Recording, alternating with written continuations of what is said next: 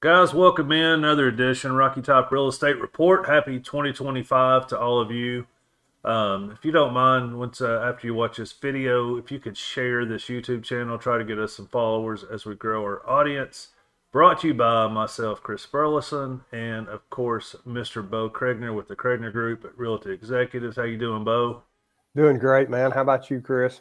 Good, man. Off to a cold start, 2025. I guess as we Woo. can expect, but yeah, here we are. So, you know, take it for what it's worth. We're halfway through January. So, how's it going so far? So far, so good. I mean, it's just the chilly weather I could do without. I'm just not a Sure. cold person, but it is what it is. We don't have any Right. choice. So Right.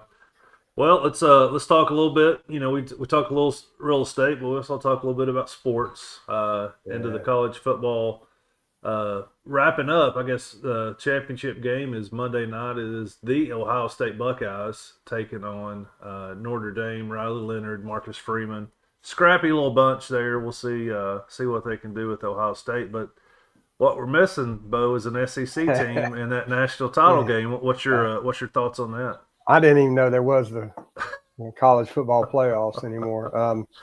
No, really, I never thought in my lifetime, as 63 years old, I never thought I'd be cheering for Notre Dame, but go Fighting Irish. That's just Mm-hmm.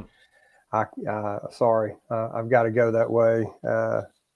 Not gonna cheer for Ohio State. They've got an excellent squad.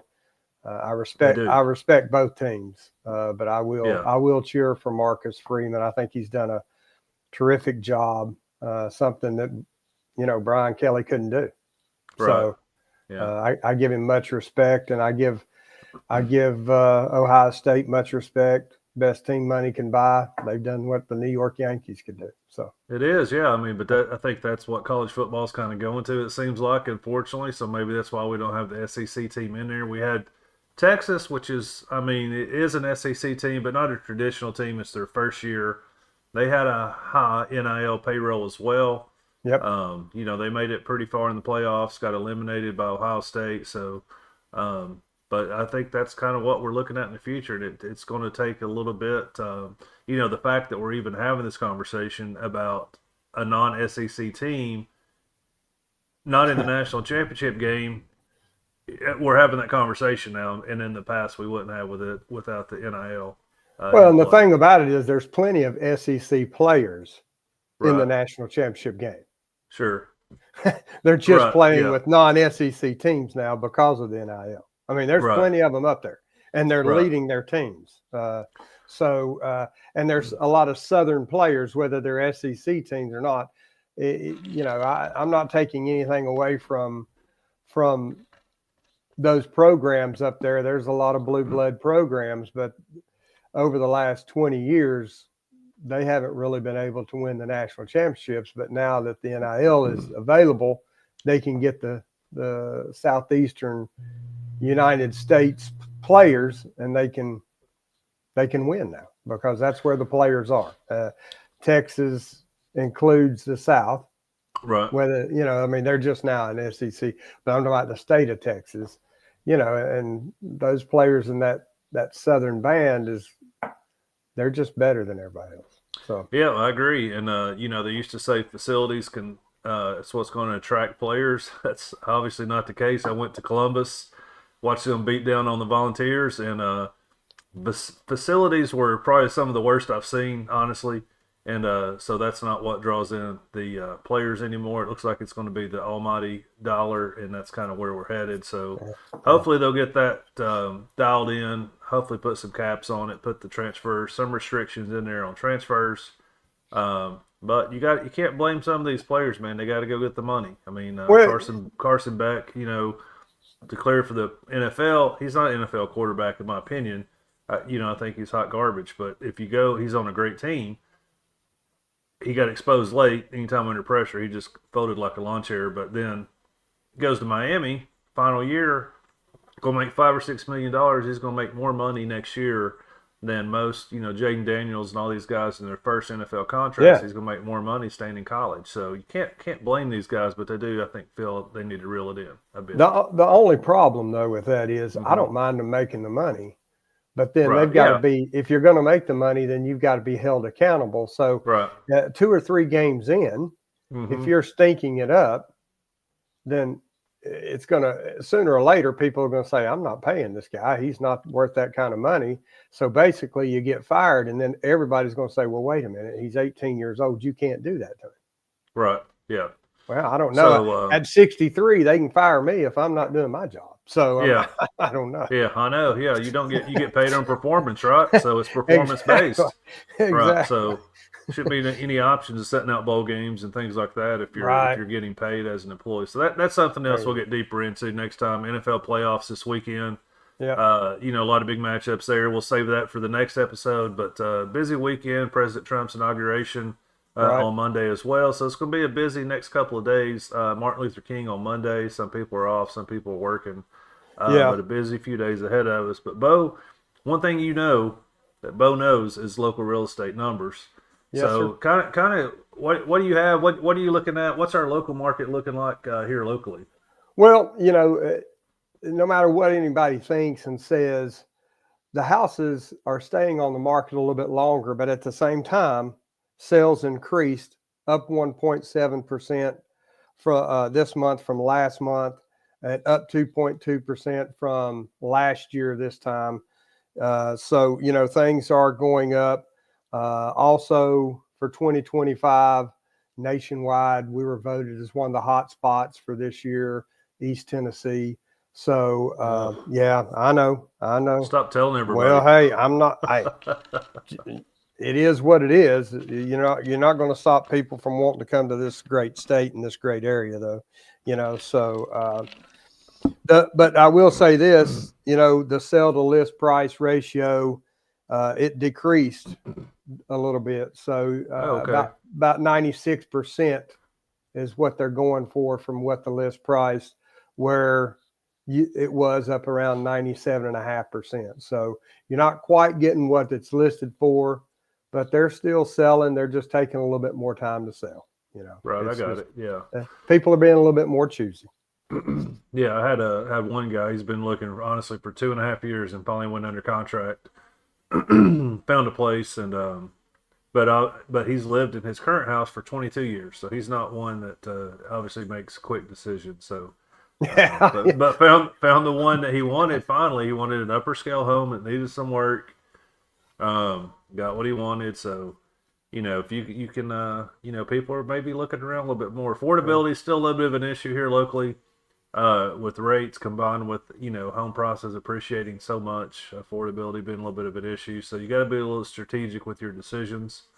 Um, Right. but anyway, so still sounds like market is good, just Yeah. maybe a little But, slower, a little more days on market. well, still, yeah. And the thing about it is, you still got 15% of the market. What's sold is new construction. So, you're still got some new construction going on, which is a good thing. Um, so, no matter what anybody tells you, different areas of the country may be suffering a little bit more, but in this area, we're not suffering quite as bad. Just things aren't moving as quite a pace that it used to be, but Right. it's not as bad as it was 18 months ago either. Sure. So, Yeah. you know, how's the rates looking? How's that side? How's the market going? Yesterday was a good day. I should have saved that slide and shared my screen, but yesterday CPI numbers came out. A little rally in the bond markets. I mean, we got a bigger improvement yesterday than we've seen in some time. But unfortunately, the past um, 6 weeks, it's Yeah, steadily went up. So we got a little bit of that back yesterday. It was a big correction, so we'll take it. We can get it. We still have a little bit of the what we call the Paul Revere syndrome in our market. Refis are coming. Refis are coming. Guys, the math ain't there. I think we'll see 8% before we see 5% on rates. I'm not, I'm just being honest. And it's, I like to be optimistic, but it is what it is. Just the math is not there. right. So rates are probably mid sevens now. On a good borrower, not horrible, but when you compare that with the home price, it makes affordability a little bit of an issue. but we will take the improvement we got yesterday. We needed 4 or 5 more of those for Yeah. sure to get rates back down below 7, maybe in the 6.5% range, maybe lower 6, and then it's maybe people a little more comfortable. People say, home prices will go up as rates come down. That may be true, but also it's going to help the affordability. And that all those loan officers that shared marry the house, date the rate. Well, it's now becoming, they've had that rate so long, it's like a common law marriage. So it's you're no longer dating at this point. Right. It's just what it is. But every 6 months, refis are coming, refis are coming. I don't know that we'll see some rate and term refis or interest rate reduction loans. Just people reducing rates. I think we'll Yeah. see some cash out debt consolidation loans because equity is at an all time high, but so is consumer debt. It's I think credit card debt was $1.2 trillion.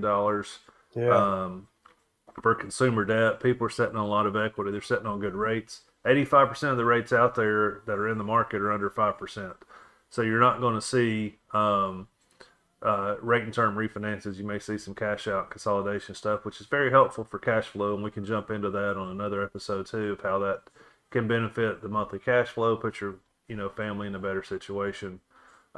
But the other big topic that I want to kind of get into on my side was credit reports. So credit reports, um, they've trying to stop selling trigger leads, which I agree. But when these repositories, Equifax, TransUnion, Experian, that's how they made money. Obviously, by the credit report Oh fees that yeah. we pull cost money, but they also sell that data to people buying trigger leads. So nobody likes trigger leads. We always try to put our buyers into opt-out pre-screen before we pull their credit. Give it 4 or 5 days to take effect.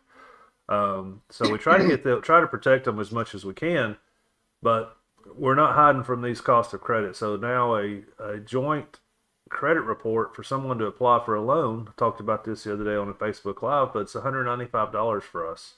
Um, Pretty hefty Oh, cost yeah. when we can't collect that from the borrower until we Oh my close. That's if we close. So easy math. If I pull 10 credit reports a month, that's almost $2,000, $2,000 a month. I'm paying, and I only have a closing. We know we're not going to pull credit, find a house, and close. Typically, those are 45 or 60 days.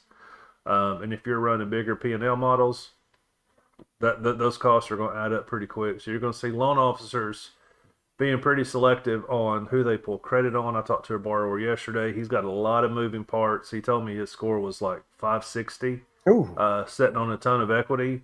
Um, I'm going to be really selective before I pull that credit. I mean, I got to talk through all of his numbers. I got to get his tax returns. I'm not just going to pull credit, see how that looks. I got to talk through the whole scenario, make that kind of what we call a pre-underwriting decision before now we even pull credit. So, That's over so 24K a year, man. yeah, I know. I mean, Just that's, just to just to pull credit. That's a minimum we have to do. We got to do that. So oh my God. we're able to do soft pulls for free, so that doesn't hurt. So we can take a little peek at credit just to see. But a lot of times, for people like myself, 20 plus years in the business, when I'm having those conversations on applications with borrowers, I can tell within the first couple of minutes how their credit's going to look just based on the conversation we're having. Yeah. So without even pulling the report. So, um, but other than that, can't. That's just what it is. It's what we got to deal with. Hopefully, some sort of reform, some sort of government reform comes in place. And I know we don't like government reform, but the credit policies are going to have to because that's just $200 for a credit report just to That's apply, stupid. That's and then stupid. we can charge the consumer back as part of closing cost at closing. But obviously, we don't get reimbursed until closing and checks cut back to the credit um, CIC. So we use like Premier Title or whatever title company would cut a check to them to pay that basically invoice for us. So Right. and we don't make money on pulling credit. People think that we can only charge what the actual cost is. So, and let's don't get into the rapid rescores and what if scenarios and credit simulators and all that stuff because Right.